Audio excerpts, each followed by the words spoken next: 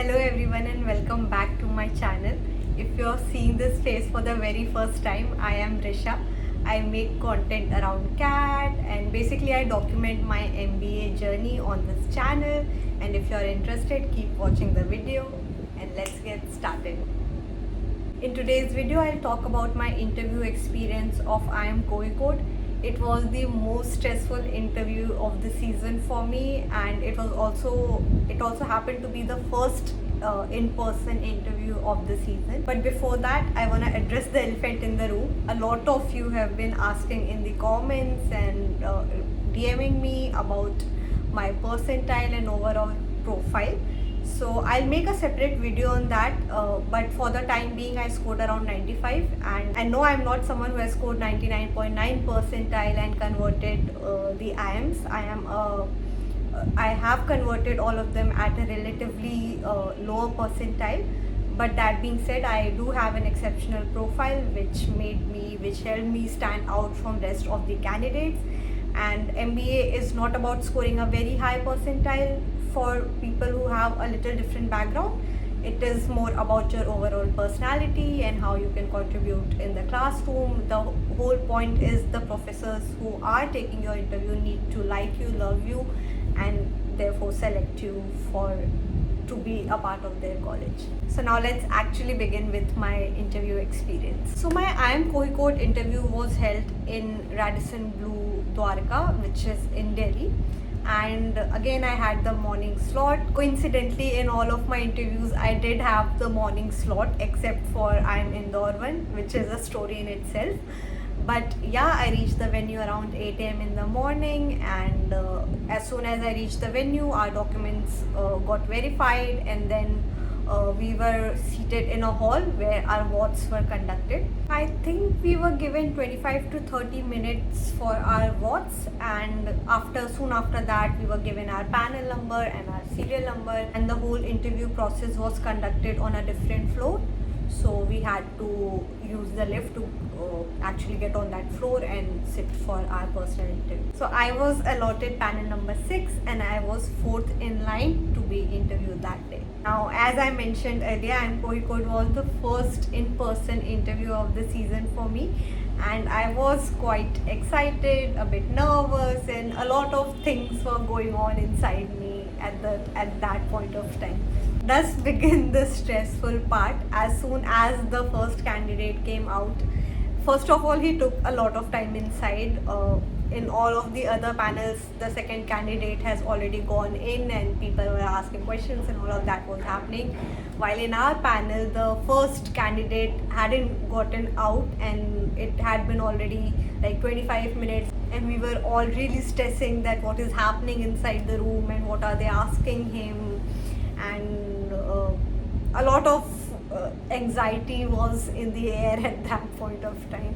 And when the first candidate came out of the room, we saw the anxiousness on his face. We could see he was all red and sweating, and I think he just said 2-3 words that like, I am beep, and we were all left to our fates. So I'm not a person who generally gets very anxious just before the interviews, though there are like butterflies in your stomach, but I do like deal fairly well in such situations. But after seeing him, I also got a little bit nervous. Now at this point of time, you were thinking that this might be a one-person thing. The interviews might be a little chill as compared to the image we had developed of them in our minds. But that was again not true. As soon as the second candidate came out, he was also all sweaty and shivering and whatnot. And same happened with the third candidate. They all came out red, and the common review was that the interviewers are grilling and they are like not making it easy for the candidates on that particular day. Now it was time for me to go into the room. There were 2 professors, both from IIM Kozhikode, and let's address them as P1 and P2. P1 and P2 both looked somewhere in their mid-50s, and P1 came out, called my name, and I entered the room. As soon as I entered the room, I said the usual good morning and they asked me to take a seat. I sat down and then P1 started with the questions. He first of all he asked me, so Risha, you have done a course from NIFT and what was it about? What were your subjects like? I answered him and told him little about my course, and I mentioned some of the subjects that I had in my undergrad. Then he said that fashion technology is such an exciting stream, and he has a niece who works on a freelance basis, and she says that she gets no time to relax. There's so much work, there's so much excitement, so why do you want to switch fields and get an MBA degree? I sort of corrected him and said, no sir, my course was fashion communication and not technology, and he didn't seem very excited about that. But anyhow, I explained him my prepared answer, and I gave him some points that included my work experience and my interest and the well prepared answer. And throughout my answer he didn't seem convinced, and he kept on shaking his head and said just not very convinced with whatever I was saying. In my answer I also mentioned that I do want to get into full-fledged marketing role, and then he says that now you're saying marketing, after 6 months you'll say you want to get into archaeology, and that will keep on changing. You don't seem to have a solid interest in your life as it seems. I try to defend myself by telling him how design and marketing are actually related, and archaeology is something, it is a completely different field of study. But again he was shaking his head and said you can be a manager at an archaeological firm or things like that, and he cut me off midway. Now P2, who was staring at me throughout my interaction with P1, interrupts at this point of time and says that that there are managers in the marketing division of any museum, right? I said yes sir, of course there are. I meant core archaeology as a subject. Now P1 mentioned about my company and asked me about my job role. I explained to him. Then he asked me, how big is your company and is it an international company? To which I said, no sir, it is a startup. Then he asked me, what does my company do? I explained him a bit, and then he asked me about the founders. I named them, and then he sort of chuckled and said, so they aren't MBAs, are they? To which I said that they have done their masters from very prestigious colleges abroad, to which he again nodded. Then he went on to ask me the revenue of my company. I said that I wasn't sure since it was a private limited company, but I took a guess. He again picked up a term from my answer. He said, you just mentioned private limited. So what is the difference? What do you mean by the term limited when you say private limited or public limited? I did not know the answer, so I said that I do not know the answer, but I will definitely look it up later. He again taunts me and says that you never bothered about it, did you? To which I said, sir, it never came to my attention, but I'll definitely look it up after this interview. Then he asked about my hobby. He said that you like writing, don't you? What do you write about? In what language do you write? Hindi, English? To which I said, sir, I write in both the languages. Then I started giving him examples, but then he wasn't interested. He cut me off. He asked me, what do you write about?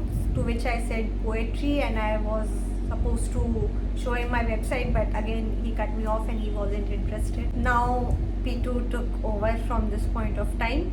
He asked me about my undergrad subjects, and he says, which one did you like? I mentioned graphic designing. Then he said, what do you mean by graphic design? What are the principles that you follow in it? I mentioned some of the principles of graphic design, and then he grilled me for 10 to 15 minutes on them. Each principle that I was mentioning, he sort of was asking me examples, and he was dragging that particular principle until I gave up and did not know any further answers to his questions. So one thing that I made sure during my interviews was go through the logos of IIMs I was gonna interview for, because I come from a design background.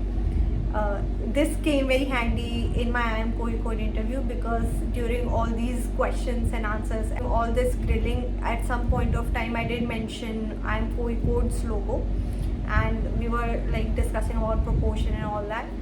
But again, it also sort of backfired because they, in the beginning, they did seem impressed that I was taking the example of Amco Code's logo to explain my point.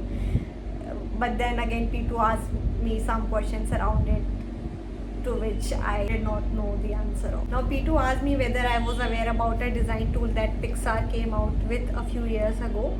I wasn't aware, so he said that you weren't interested enough to know about it. It is related to animation.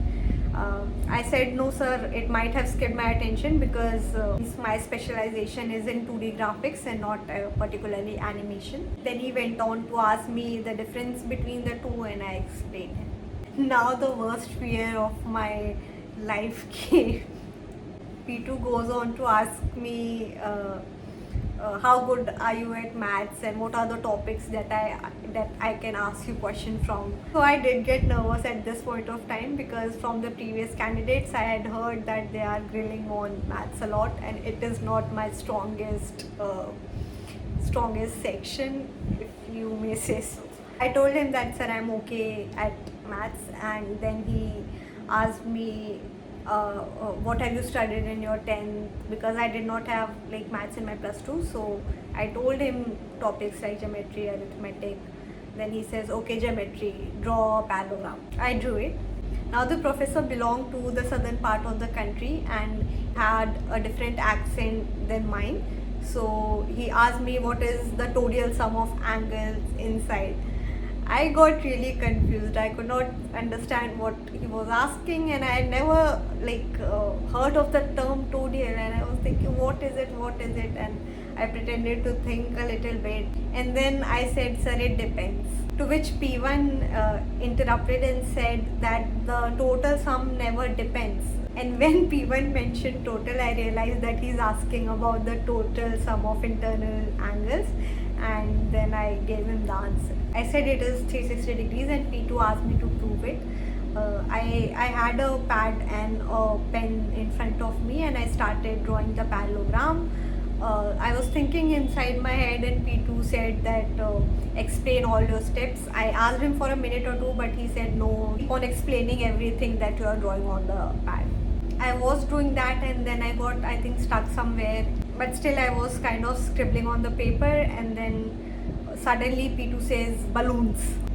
I got started and I looked at him, and then he says that there has been news around balloons recently, and what do you think that is? Do you know about it? I said I don't know very deeply about this news, but I know that there are certain spy balloons of China that have been spotted over some country.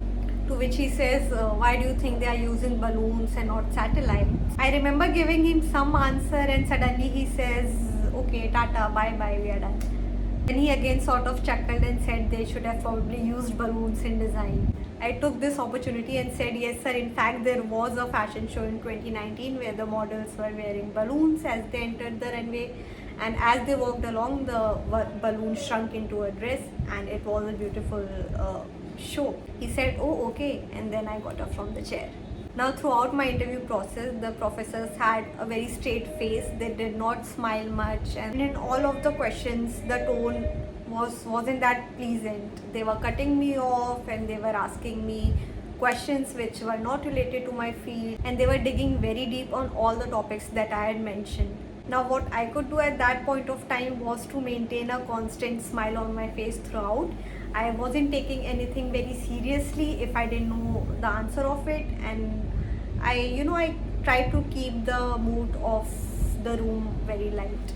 I said goodbyes to them and I came out of the room, and people who were waiting outside for their turn actually said that my interview went for a very long time.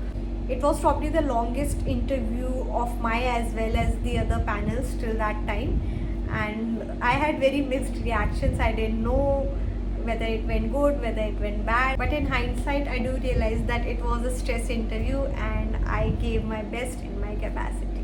So that was my IMCO Ecodes interview experience for you guys. I hope you learned something from this video and helps you better understand how to deal with the stress situation, and ultimately help you to convert your dream college. And if you like my work, please like and subscribe to the channel. It definitely helps, and I will see you in my next video.